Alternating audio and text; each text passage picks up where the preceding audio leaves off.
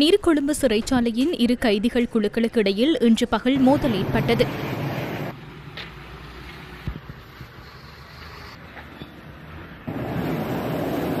இதன்போது காயமடைந்தவர்கள் உடனடியாக நீர்கொழும்பு வைத்தியசாலையில் அனுமதிக்கப்பட்டனர்.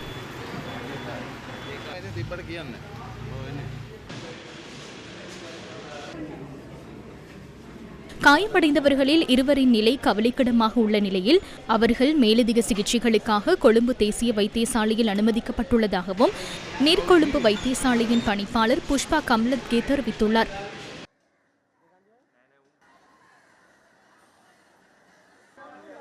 போலீஸ் விசேட அதிரடிப்படையினர் சம்பவ இடத்திற்கு அழைக்கப்பட்டிருந்தனர்.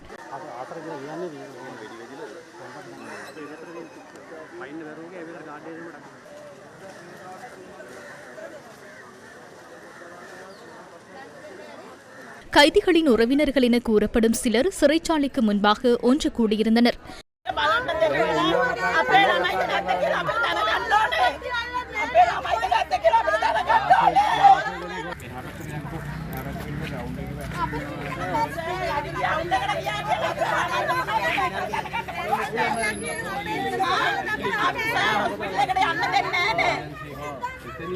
போதைப்பொருள் கடத்தலுக்கு ஒத்துழைப்பு வழங்கிய குழுவுக்கும் அதற்கு எதிராக செயற்பட்ட குழுவுக்கும் இடையில் மோதல் ஏற்பட்டுள்ளதாக இதுவரை முன்னெடுக்கப்பட்ட விசாரணைகளில் வெளிக்கொணரப்பட்டதாக போலீசார் தெரிவித்தனர்.